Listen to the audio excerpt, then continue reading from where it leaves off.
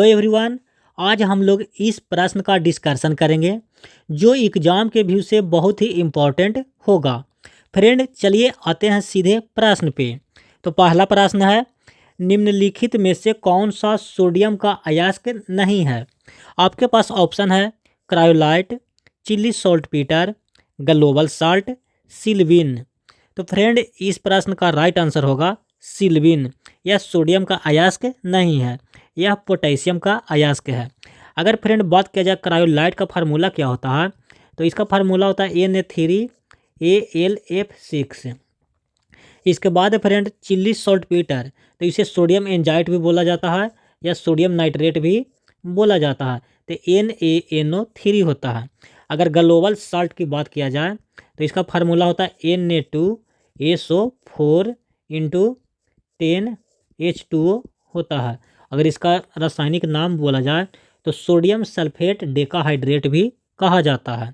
इसके बाद फ्रेंड हम लोग नेक्स्ट प्रश्न पे आएंगे। तो नेक्स्ट प्रश्न है, दालचीनी होता है। आपके पास ऑप्शन है एक पौधा का बीज, एक पौधा का फल, एक पौधे की छाल, एक पौधा ये मिस प्रिंट है। तो फ्रेंड इस प्रश्न का राइट आंसर होगा एक पौधे की छाल। तो फ्रेंड दालचीनी जिस पौधे से निकाला जाता है उस पौधे का वानस्पतिक नाम है सीना मोमम सीनामोमम बेरम।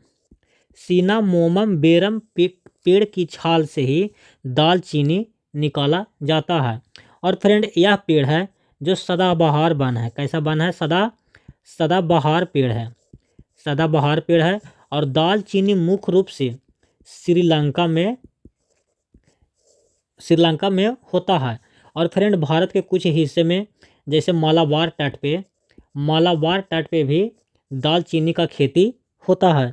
और फ्रेंड अगर बात किया जाए तो इसका तापमान क्या होना चाहिए, तो उष्णकटिबंधीय क्षेत्र में दालचीनी उगाया जाता है। और जहाँ धूप बहुत अधिक होनी चाहिए। तो फ्रेंड दालचीनी भारत में भी होता है, श्रीलंका में भी होता है, मुख्य रूप से श्रीलंका में होता है। और इसके बाद इंडोनेशिया में भी दालचीनी का खेती किया जाता है। इसके बाद फ्रेंड हम लोग नेक्स्ट प्रश्न देखेंगे। तो नेक्स्ट प्रश्न है, रक्त प्रवाह को रोकने के लिए निम्नलिखित में से किस एक का प्रयोग किया जाता है। आपके पास ऑप्शन है ferric oxide, ferric bromide, ferric chloride, ferric acetate. तो फ्रेंड इस प्रश्न का राइट आंसर होगा फेरिक क्लोराइड। इसके बाद हम लोग देखेंगे नेक्स्ट प्रश्न को। तो नेक्स्ट प्रश्न है, अंकटाड के संबंध में निम्नलिखित कथन में से कौन सा कथन सत्य है। आपके पास स्टेटमेंट बेसिस प्रश्न है। तो इसकी स्थापना यानी अंकटाड की स्थापना 1985 में जिनेवा स्विट्जरलैंड में हुई थी। तो फ्रेंड 1985 में नहीं हुआ था, अंकटाड की स्थापना हुआ था 1964 में। और व्यापार और विकास रिपोर्ट अंकटाड द्वारा जारी की जाती है। तो ये भी स्टेटमेंट सही है। तो फ्रेंड इसमें 1 तथा 2 दोनों सही है। इसके बाद फ्रेंड हम लोग देखेंगे नेक्स्ट प्रश्न को। तो नेक्स्ट प्रश्न है, पारिस्थितिक तंत्र के अजैविक और जैविक घटक के मध्य संबंध को कहते हैं हेलियोपिक्टस, होलोकोइनोसिस, हेट्रोट्रॉप्स, सोलो रिलेशन। तो फ्रेंड इस प्रश्न का राइट आंसर होगा, जब अजैविक घटक जैविक घटक के मध्य संबंध होता है उसे कहा जाता है होलोकोइनोसिस कहा जाता है। इसके बाद हम लोग देखेंगे नेक्स्ट प्रश्न। तो फ्रेंड नेक्स्ट प्रश्न है, जेनेटिक जैविक घड़ी कहाँ स्थित होता है। आपके पास ऑप्शन है बेलमस में। तो फ्रेंड बेलमस नहीं होगा, इसे अगर कहा जाए तो सेरिबेलम होगा। सेरिबेलम हो गया। इसके बाद सेरिद्रम नहीं फ्रेंड, सेरिब्रम। इसके बाद हाइपोथैलेमस में। इसके बाद मेहुला नहीं फ्रेंड, मिसप्रिंट है, मेंडुला ऑब्लागाटा। तो फ्रेंड जेनेटिक जैविक घड़ी कहाँ स्थित होता है, तो यह हाइपोथैलेमस में जेनेटिक जैविक घड़ी स्थित होता है। फ्रेंड हाइपोथैलेमस ही है जो शरीर के टेम्परेचर को नियंत्रण किए हुए रहता है, प्यार, घृणा जो भी है वो हाइपोथैलेमस नियंत्रित करता है।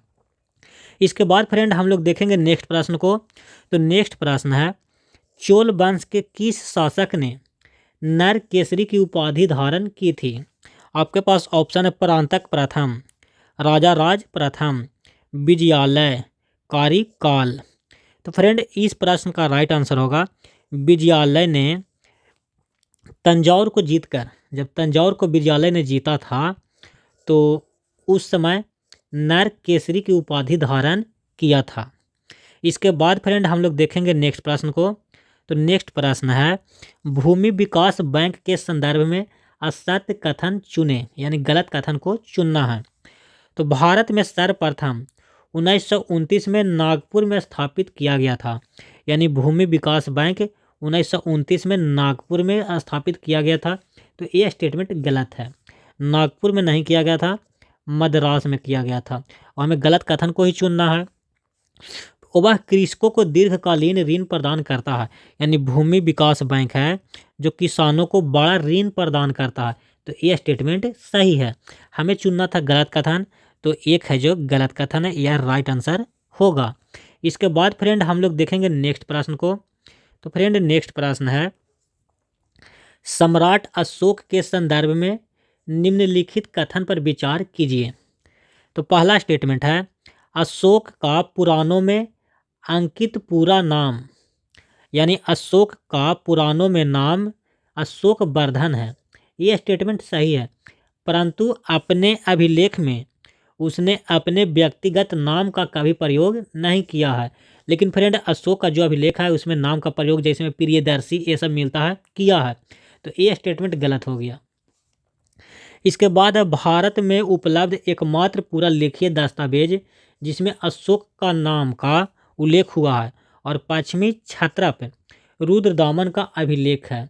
तो फ्रेंड एकमात्र पूरा लिखित दस्तावेज में जिसमें अशोक के नाम का उल्लेख है एकमात्र, तो सिर्फ इसी अभिलेख में तो अशोक का नाम नहीं है, और भी अभिलेख में अशोक का नाम मिलता है, तो ये भी स्टेटमेंट गलत है। तो इसमें डी हो जाएगा, ना तो एक सही है और ना ही दो सही है। इसके बाद फ्रेंड हम लोग नेक्स्ट प्रश्न देखेंगे, बाराह नामक सिक्का किस राजवंश द्वारा चलाया गया था? आपके पास ऑप्शन है मुगल, बहमानी, विजयनगर, सल्तनत। तो फ्रेंड विजयनगर में ही बाराह नामक सिक्का चलाया गया था। अगर फ्रेंड बहमानी की बात किया जाए तो विजयनगर और बहमानियों से हमेशा लड़ाई होता रहा है, बहुत अधिक लड़ाई होता रहा है। इसके बाद फ्रेंड अगर सिक्का की बात किया जाए तो सीसा का सिक्का किसने चलाया था? तो सातवाहन वंश ने सर्वप्रथम सीसा का सिक्का चलाया था। इसके बाद हम लोग देखेंगे नेक्स्ट प्रश्न को। तो फ्रेंड ये स्टेटमेंट बेसिस प्रश्न है और ऐसे प्रश्न थोड़ा टफ हो जाते हैं, तो आपको इसके लिए डीप में अधिक जानकारी होना बहुत ही आवश्यक है। चलिए प्रश्न पढ़ते हैं। स्वतंत्रता संग्राम में महिलाओं की भूमिका के बारे में निम्नलिखित कथन पर विचार कीजिए। पहला स्टेटमेंट है, स्वतंत्रता संग्राम के दौरान महिलाओं ने भारत माता के प्रतीक से प्रेरित होकर क्षेत्रीय और सामुदायिक सीमाओं से ऊपर उठकर एकजुटता दिखाई। इससे राष्ट्रीय भावना को बल मिला और ब्रिटिश औपनिवेशिक शासन के विरुद्ध व्यापक समर्थन जुटाने में मदद मिली।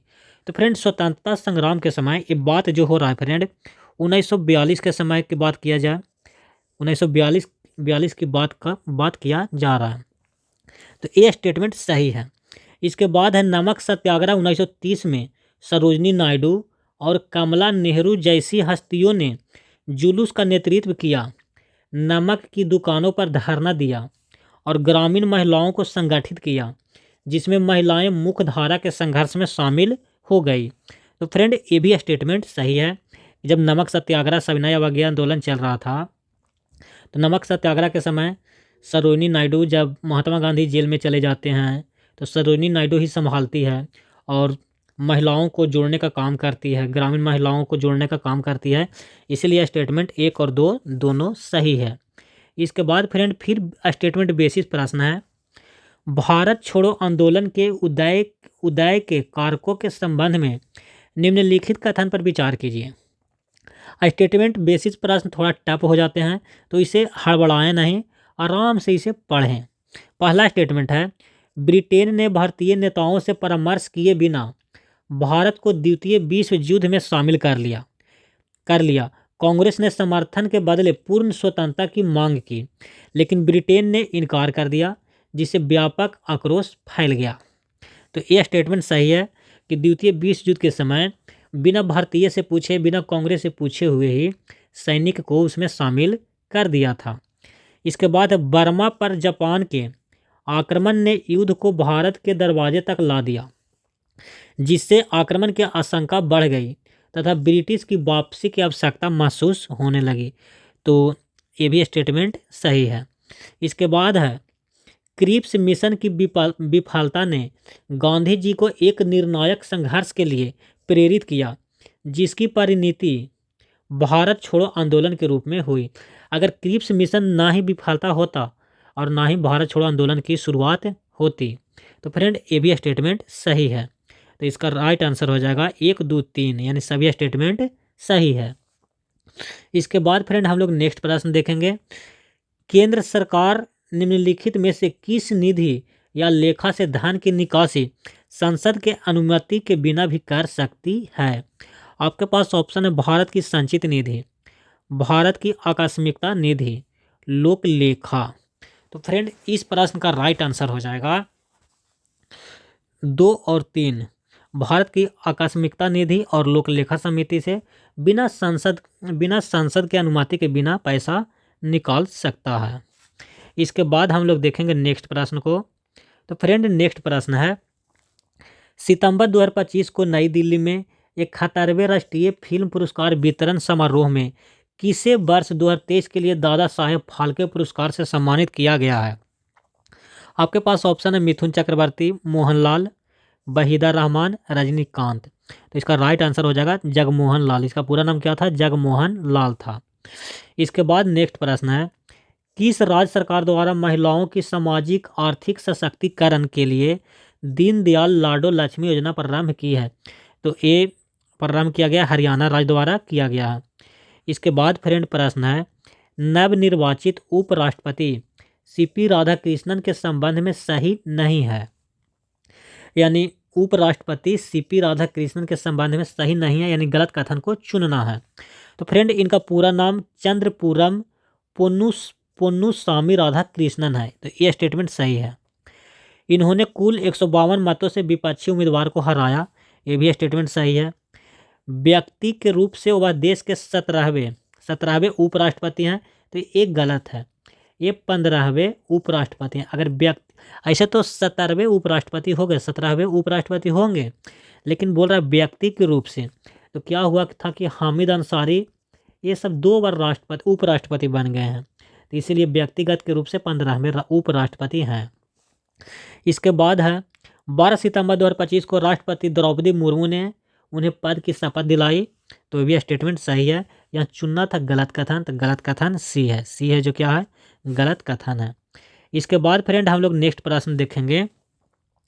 पार्थेनियम एक आक्रामक खरपतवार है जो मानव और पशु स्वास्थ्य पर घातक प्रभाव डालता है।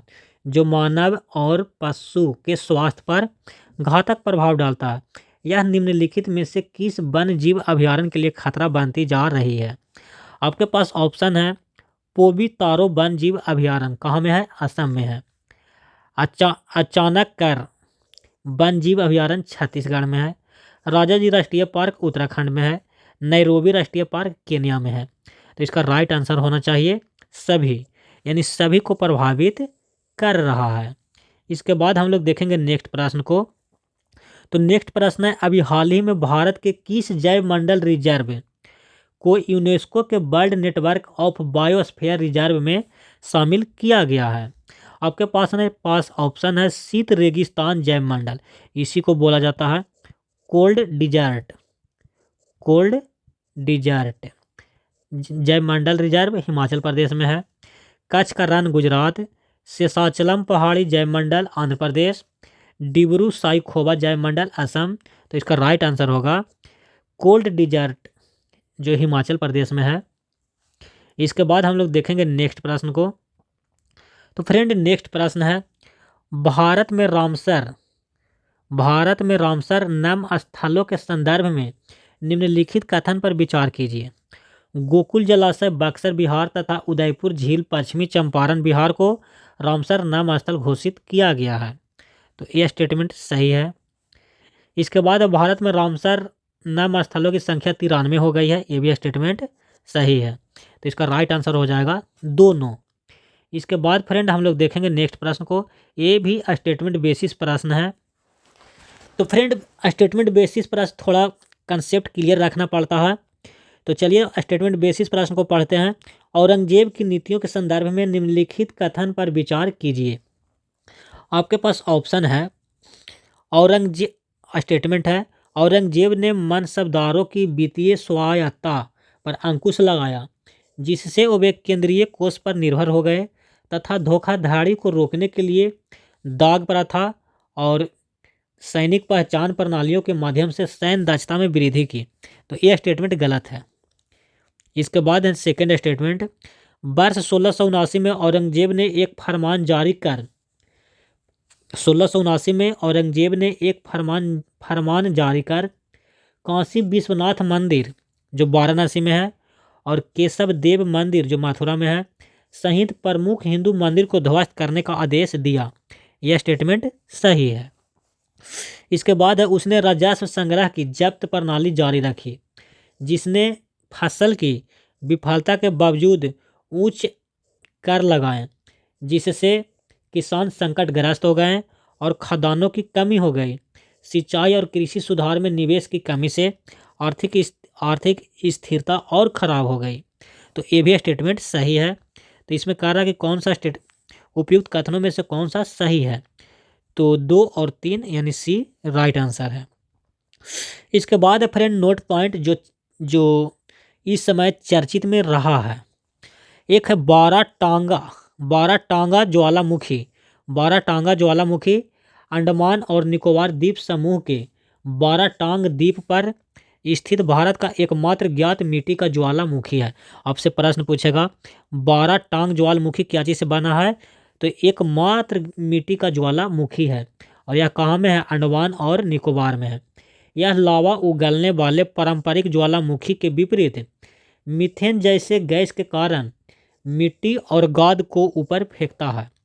हाल ही में अक्टूबर 2025 में इसने लगभग 20 वर्षों के बाद विस्फोट किया, जिससे 3 से 4 मीटर ऊंचा टीला बन गया है और कीचड़ व गैस फैल गई है।